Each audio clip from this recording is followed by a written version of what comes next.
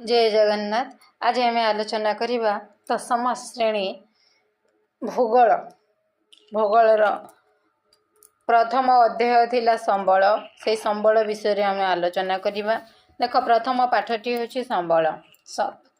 संबल आम प्रथम जेहेतु संबल अच्छे संबल कहले कौन बुझु। संबल हेउछि कौन देख मनुष्य विभिन्न प्राकृतिक परिवेश उपरे सदा सर्वदा निर्भर करी निजर जीवन यापन धारण करि थाए। आमे जानिछु खाली गोटे मनीष नुहे प्रत्येक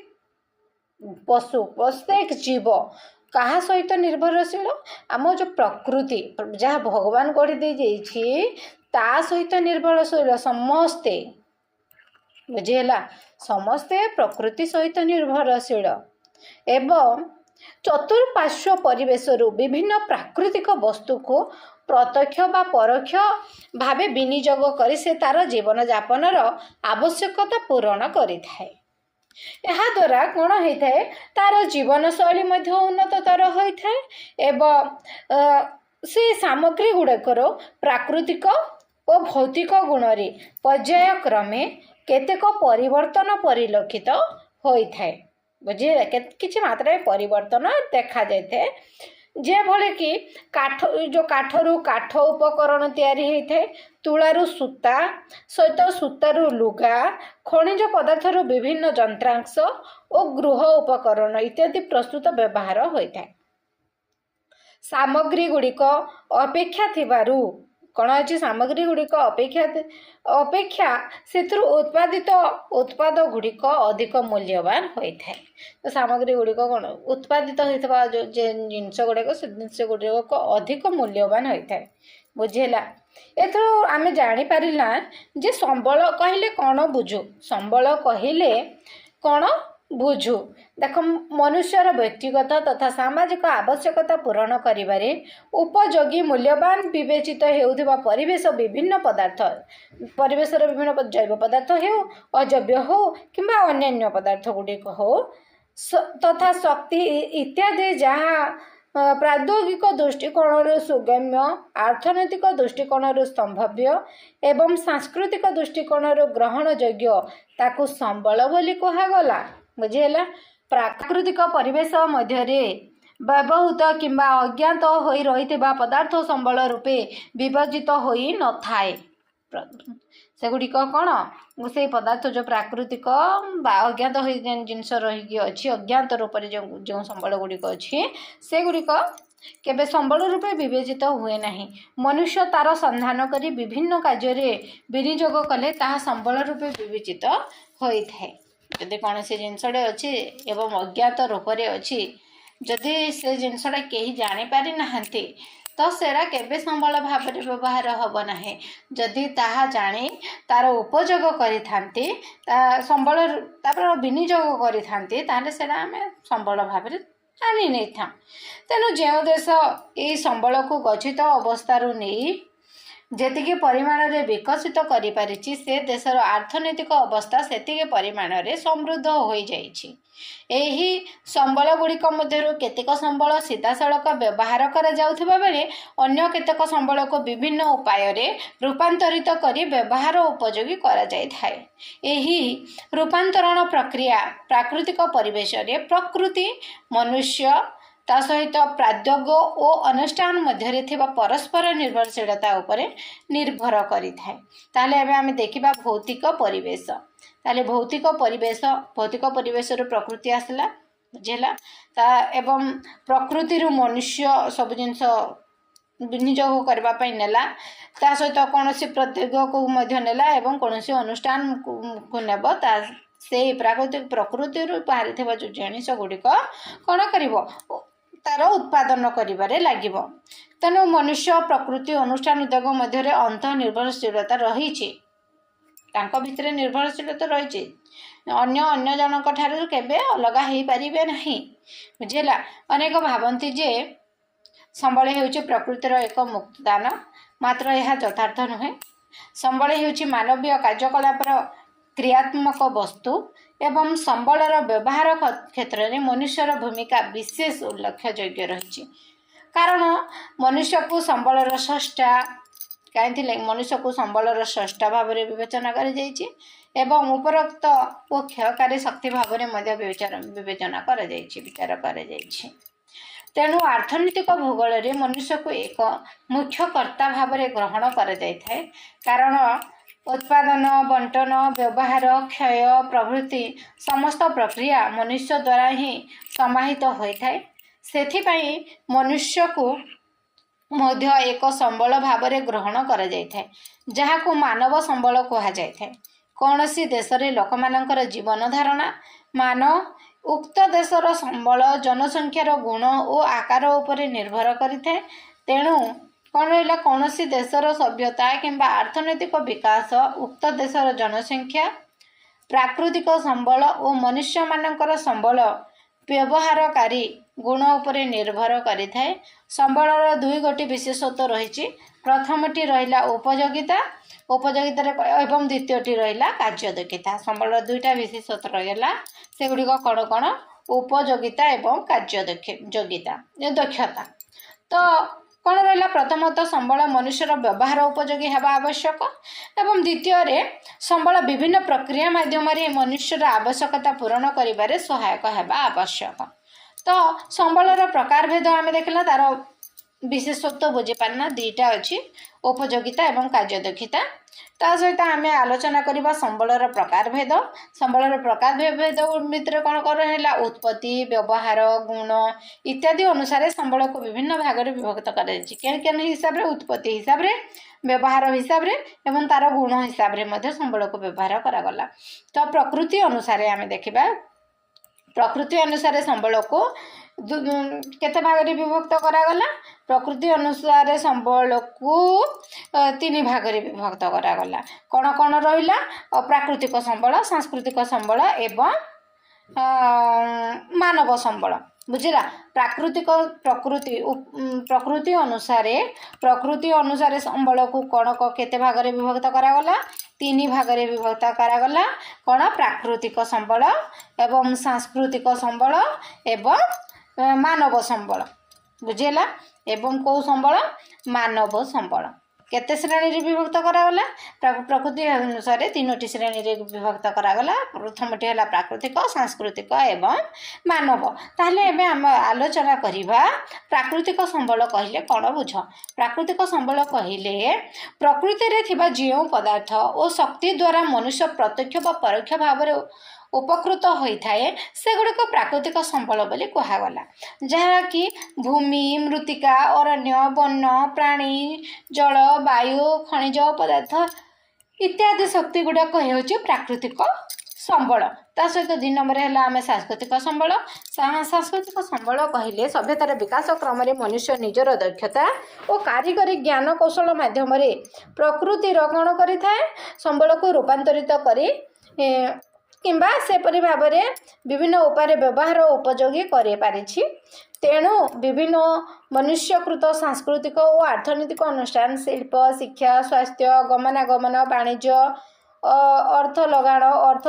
संचालन सामाजिक राजनैतिक अनुष्ठान यही संबलर अंतर्भुक्त होता है बुझेगा ता सहित 3 नंबर कौन रहा मानव संबल मनुष्य को स्वतंत्र भाव एक विशिष्ट संबल भाव विवेचना करे जाए मनुष्य तार परिवेश संस्कृति संगठन मिलित प्रक्रिया संबल सृष्टि होता है सेगुड़िक है संरचना संस्थान एवं गुणवत्ता इत्यादि देख जदि आलोचना करिवो ताहले प्राकृतिक संबल एवं सांस्कृतिक संबल मध्य पार्थक्य दर्शाओ केवली भाव में आसते ना प्राकृतिक संबल एवं सांस्कृतिक संबल हिसाब से पार्थक्य दर्शाओ जदि आसला किंबा सांस्कृतिक संबल एवं मानव संबल भितर पार्थक्य दर्शाओ ताहले तुम मैंने आराम से लिखि पारिबो ताहले एबे आमे आलोचना करिबा उत्पत्ति अनुसार कौन उत्पत्ति अनुसार संबल को केते भाग में विभक्त करागला उत्पत्ति अनुसार संबल को मध्य 2 भाग में विभक्त करागला कौन कौन जैव संबल अजैव संबल कौन कौन रहा प्रकृति उत्पत्ति अनुसार संबल को 2 भाग में विभक्त करागला जैव आ रहा अजैव बुझीगला जैव अजैव तो एबे आम आलोचना करिबा जैव संबल कहले कौन बुझ जैव संबल कहले यह जैव मंडल अंतर्गत सजीव वस्तु जहाँकि जैवमंडल अंतर्गत सजीव वस्तु थाए तो सजीव केन केन माने रहिला मनुष्य रहिला प्राणी रहिला उद्भिद रहिला अणुजीव रहिला पशुपक्षी माछ इत्यादि सजीव जेन मानक भितर जीवन थाए से मानक सजीव बोली कह जाए ना से मानक जैव संबल रे अंतर्भुक्त करा गला बुझेला ताहले अजैव संबल कहले कौन बुझ जे एगुड़िक होला अजैव बा निर्जीव वस्तु सजीव वस्तु गुटे रहिला निर्जीव वस्तु गुटे रहिला निर्जीव जहाँ पाखे जीवन न थाए ताको निर्जीव बोली कौन कौन भूमि शिला जल मृत्तिका खनिज पदार्थ इत्यादि है अजैव संबल ताहले गरे कौन रहिला व्यवहार एवं सुलभता अनुसार संबल को केते भाग रे विभक्त करागला एक दुई भाग रे विभक्त करागला है कौन कौन असरंती बा अक्षय संबल सरंती बा ससीम बा अक्षय क्षयशील संबल जेनटा सरी जाए से ताको है क्षयशील जेनटा सरे नहीं ताहा असरंती संबल तो मोर आशा तुम मैंने बुझीपार देख असरंती बा अक्षय संबल कहले जेनटा सरब ना जो संबल मनुष्य बारंबार व्यवहार सत्वे निशेष हुए ना से गुड़िक असरंती बा अक्षय संबल कहुए यथा सौरशक्ति वायु केबे सरब कि केबे सरब नाही केनटा सेना सरीजीव कौन सरीजीव क्यों संबल सरीजीव मनुष्यर व्यवहार द्वारा जो संबल क्रमशः ह्रास पाई थाए किंबा शेष हो आशंका देखा जाए ताकू सरंती संबल बा सीमित क्षय संबल बोली कहगला यथा पेट्रोल कोयला विभिन्न खनिज पदार्थ एगुड़िक रहा सरंती संबल घ नंबर कौन रहा घ नंबर परिमाण अनुसार संबल परिमाण अनुसार संबल को पुणी केते भाग रे विभक्त करागला परिमाण अनुसार संबल को पुणी दुई भाग रे विभक्त करागला अपूरणीय संबल अविराम संबल ताहले अपूरणीय संबल कहले कौन बुझ आउ अविराम संबल कहले कौन बुझ अपूरणीय संबल कहले जो संबल मनुष्यर व्यवहार द्वारा संपूर्ण शेष हो जाए एवं पुनः सृष्टि करा जाए पारे नाही ताको अपूरणीय संबल कहा जाए आउ थरे पुणी व्यवहार कले पुणी आउ थरे सेटा तयारी हे परिबो नाही बुझेगा जथा कि खनिज पदार्थ खनिज तैल कोयला एगुड़ाक तैयारी हो पार कि तैयारी हो पार ना सरीज ता सहित अविराम संबल बा पूरणीय संबल जेनटा कि पूरा करहब मनुष्यर व्यवहार द्वारा जो संबल परिमाण कौन ह्रास परिलक्षित हो न थाए ताको विराम बा अपूरणीय संबल कहुए केनटा केनटा सौर शक्ति भूतापज शक्ति ज्वार शक्ति पवन शक्ति केबे भी ह्रास हेब नाही सरंती असरंती भाव में ओ नंबर भरण अनुसार भरण अनुसार संबल को केते भाग रे विभक्त करागला भरण अनुसार संबल को मध्य दि भाग रे विभक्त करागला प्रथम टी हला नवीकरण योग्य नवीकरण अयोग्य बुझेला नवीकरण योग्य कहले कौन बुझ नवीकरण योग्य कहले जो संबल मनुष्य द्वारा बारंबार व्यवहार सत्वे संपूर्ण क्षय हुए नाही एवं विभिन्न उपाय द्वारा से गुड़िक पुनः भरण करा जाय थाए से गुड़िक नवीकरण योग्य बोली कहागला बुझीपार ना नहीं कौन कौन कहली कह जो संबल जिते मनुष्य बारंबार बारंबार व्यवहार करुची करवा सत्वे मध्य कौन हो संपूर्ण भाव में क्षय हुए ना किछि मात्र रही जाउची तो विभिन्न उपाय द्वारा से गुड़ी को पुनः भरण करा जाई पारुची बुझेला से गुड़ी को नवीकरण योग्य संबल बोली कहुगला कौन कौन जंगल जात पदार्थ ता सहित प्राणी जात पदार्थ कृषि जात पदार्थ चक्रीय प्रक्रिया जेनटा कि साइकिल एंड प्रोसेस द्वारा पुनः नवीकरण करा जाय थाए जल मृत्तिका वायु प्रदूषण प्रकृति उपाय रे भरण होई थाए तो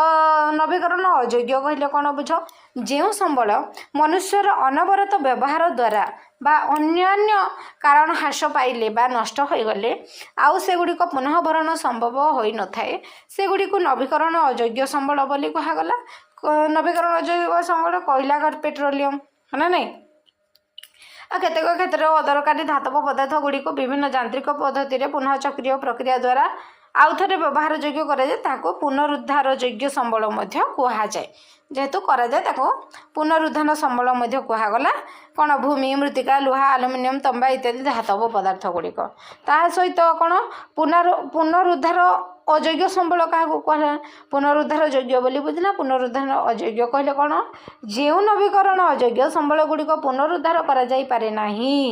से गुड़िक पुनरुद्धार अयोग्य बोली कहुगला यथा कोयला पेट्रोलियम इत्यादि ता सहित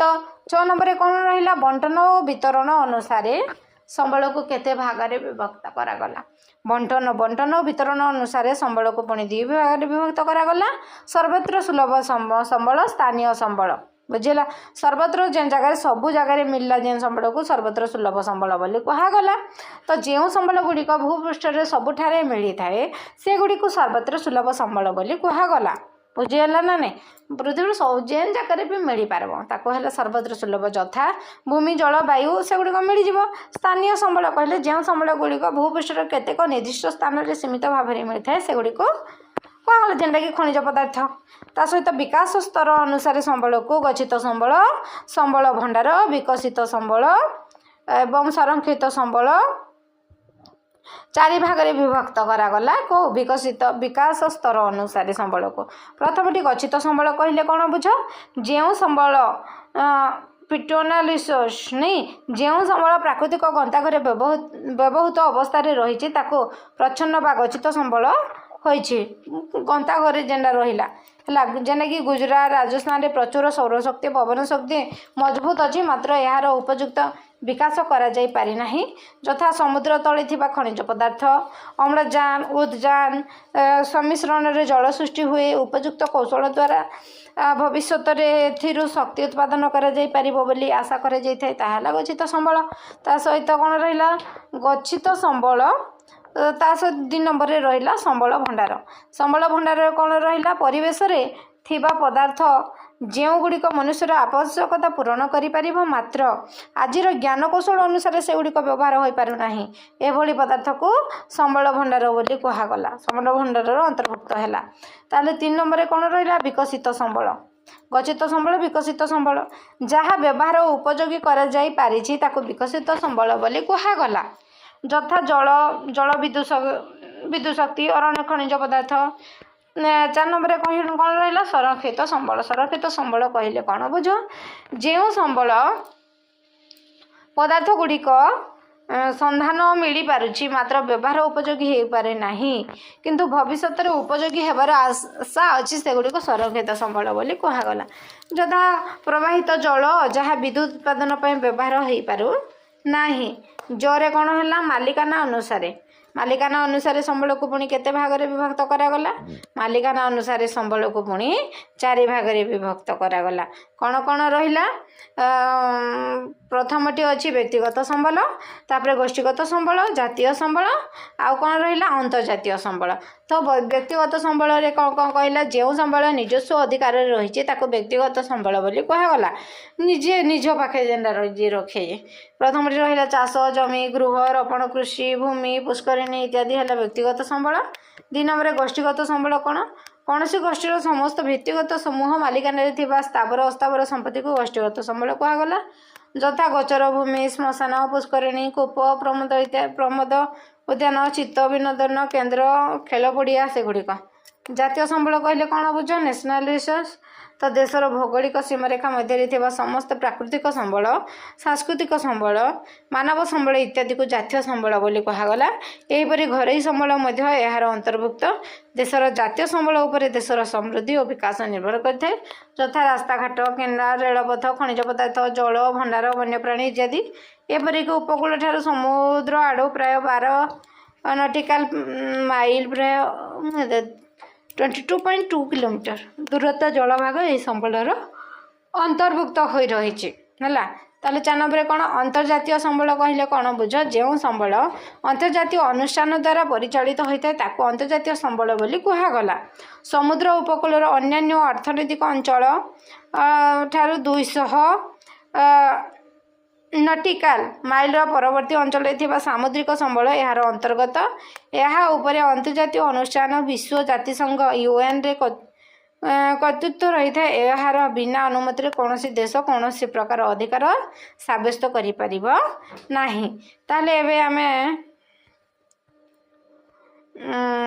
एबे तो नहीं आ गोटे क्लास रे हमको आलोचना करने को पड़ो संबलर